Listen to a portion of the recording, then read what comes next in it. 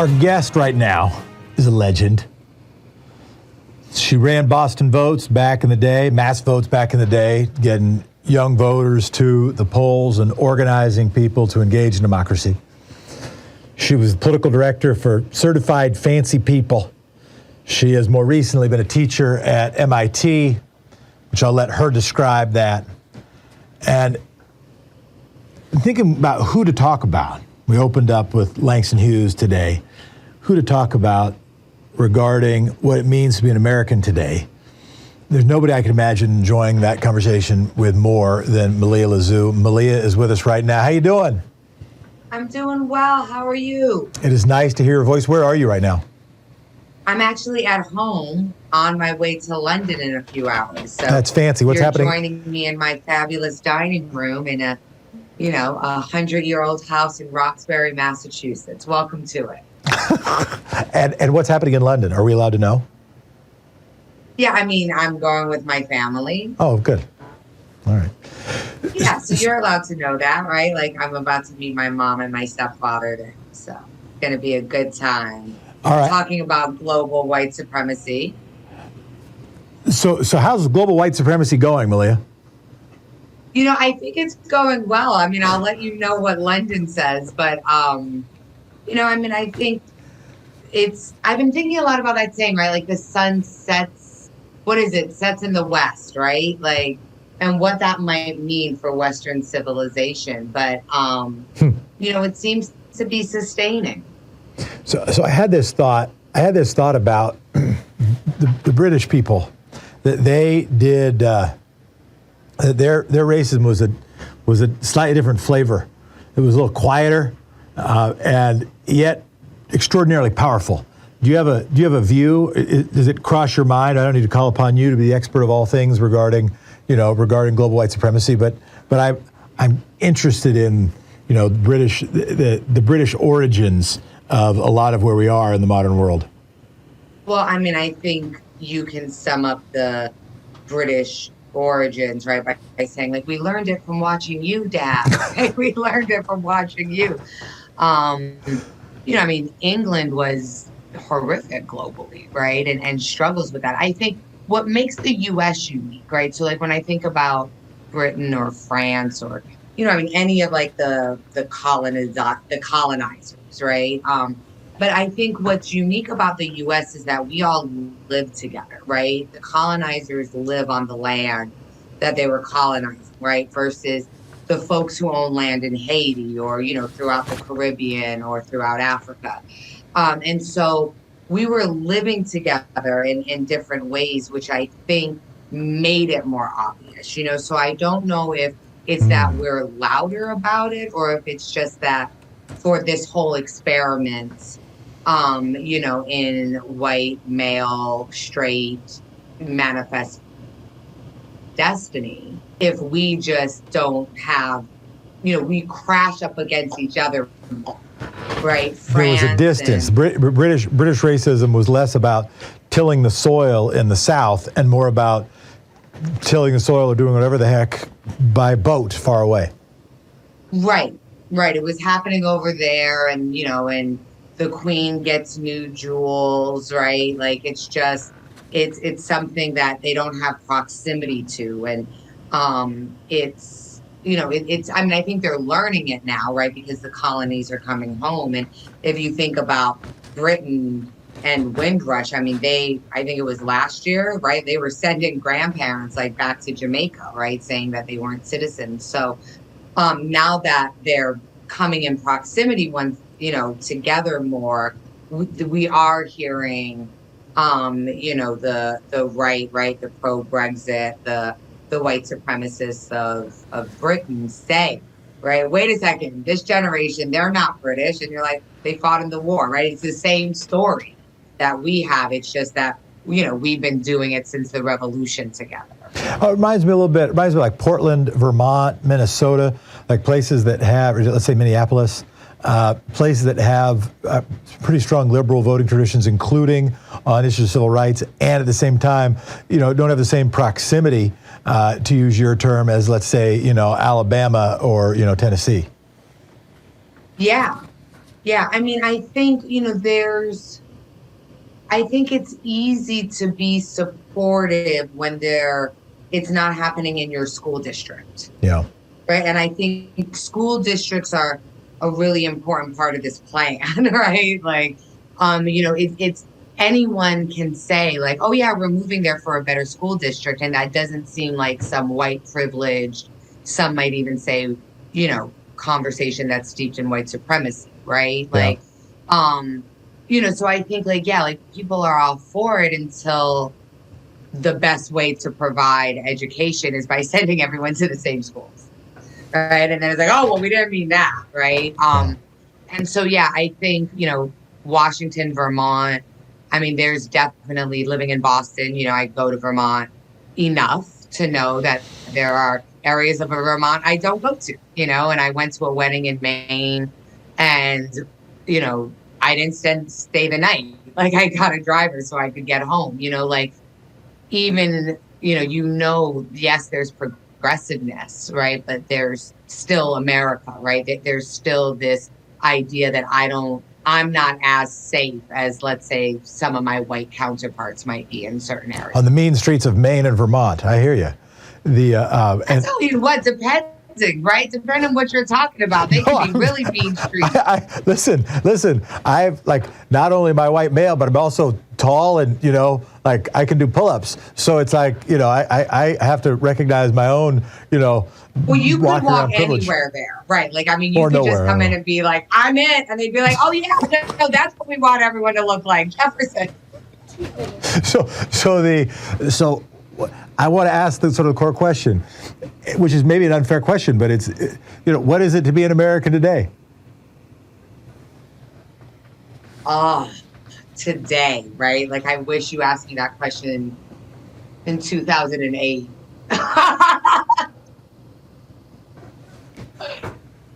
I mean, I think what it means to be an American today is to be, we're defining our values, and so I think I'm asking myself where are my lines, right? Like where am I fighting for my rights, right? What am I caring about? And I think right now figuring out what we should be caring about versus what is the most popular thing to care about versus what we actually can do. I have all really different answers for, but also what I will say as an American who has dedicated, most of my adult life to trying to get change and to be sitting here today, I do wonder if what it means to be an American now is to especially for organizers to see what other countries have to offer, and I've just been I was in Jamaica and there's just so much opportunity there in just thinking about what they don't have because they're such a poor country, right? And there's all the predatory stuff, right? And it's all these Black people living on this beautiful island. And I'm like, well, I could do banking, right? Banking, right? They have some things, right? And so I just wonder if what being an American now means, what can we say and where do we put what we want to say? No, but what I was saying is I got immersed, my latest soap opera has been the January 6th hearings. Yeah. And as I'm watching it, and especially when the poll workers came on, but I just realized that this whole insurrection and the Cheney and, all the ups and downs and all the story, it's not about me. It's not about anything that we've been asking for, any movement we've been pushing for. And I have to support it because, white folks can actually, they proved it. They can go to the Capitol and they can cause an insurrection that wasn't quote unquote successful. I'm not sure. I need to see more hearings, but and I need to see the 2024 election, but Black people couldn't have done that. Yeah. You know what I mean? Yeah, what do you think? Imagine. We couldn't have done that in 2000, Jefferson, when we were working together. Yeah. And when there was another kind of coup. You know what I'm saying? If all of a sudden our coalition, right? Just think about, right? The units, the Black, if all of a sudden we were to have gone to the Capitol and we probably had a little better of a legal argument. I don't know. You're the lawyer. No, a vastly better legal argument. For instance, Al Gore got more votes. He got more votes, and Donald Trump got fewer votes than. So yeah, it's the legal argument would have been much stronger. Right, but we couldn't have pulled that off.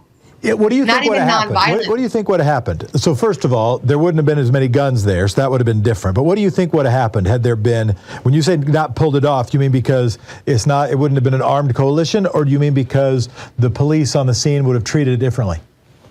I mean, because the minute, this takes organization, right? We know this wasn't a bunch of tours at the Capitol that became, right? We know what it takes to pull that off from an organizing perspective. Right? Yeah. So I think the minute Black Lives Matters and, some indigenous group and some Latino group in some city started to get together and Googled how much does it cost to get buses to the Capitol. Yeah. It would have been stopped. Right. And I guess that, to see congressmen giving it's mind blowing as a person who is an organizer, you know what I mean? Who's organize things, right? In DC. Yeah.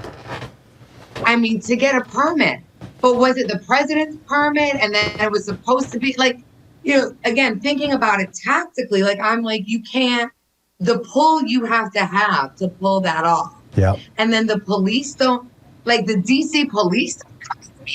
Millie was sharing that her latest soap opera has been the January 6th hearings, and imagine as organizers, as we both were, what it would have been like, and all the logistical impossibilities of trying to pull that off, all the resistances that would have happened from the inception of the idea, from the first Google search of how could I get buses to get to the Capitol, the first Latino group, Latinx group that did that. What phone call would they have received? What investigation might have ensued, even before that coalition descended upon the Capitol. But Malia, if you wanted to finish that point, feel free, and thanks for your patience with the breaks. No problem. And just let me know, and I'll be like, so yeah, I mean, I think you summed it up beautifully, right? These things aren't easy to do. And to pull off a march on Washington, Bayard Rustin and others worked themselves to exhaustion, right? To get that done. And they needed to bring in everybody, right? They needed to get approval from so many people. And, I just think about how, they were getting shirts printed that said Civil War. And again, not that, I don't think we would have needed to have a shirt that was that obvious. You know what I mean? Right. No, I heard what you're saying. I thought about it a little bit, but I hadn't thought about all the steps leading up to it, right? As soon as you put through a Google order that said, put through a credit card order rather, that said, I would like 150 Civil War Now shirts, right? I would like a hangman's noose, please. Right. I need nails for a hangman's noose. Send the Civil War shirts to Black Lives Matter, New York. You know what I mean? It wouldn't happen. Yeah, no, it's a fair point. It's a fair point. All right, I want to go to a hard pivot before we wrap, because this is just something that came in the news. It was before happened after. Well, the news came out after I had emailed you to ask you to come on, and thanks for doing it. Did you see the story in ProPublica, New York Times, now elsewhere, about this, I think it was Chicago area industrialist, Bar Seed, if I'm pronouncing that name, who just gave $1.6 billion, biggest political gift in history, biggest political advocacy gift in history, and just gave it to Leonard Leo's group that nobody'd heard of before because it's been organized as a trust, so people weren't really aware of the gift that even happened. Has this crossed your radar screen, first of all? And even if it hasn't, what do you think, as somebody who's not only been an organizer, but has worked as trying to make the banking industry a little more just, has also worked with, as you've said, educating the next generation of capitalists. You've also worked with donors, raised money yourself, advised donors. As you think about the response to 1.6, I don't know the biggest check you ever asked for, but I know because nobody has, it was never as big as $1.6 billion, at least for a political advocacy group. What do you think ought to be the response to addressing a $1.6 billion political advocacy gift? Yeah, I mean, the same thing that, needs to be responded to, like, donor-driven movements are oligarch movements. And I mean that even on whatever side, right? Like, you're on. Yeah, I mean, folks are fighting, aren't they? Damn, 1.6? I didn't see this story, so I'm now just processing it all right now. Wow. And it was a trust, so there was even, like, they were trying to be hiding.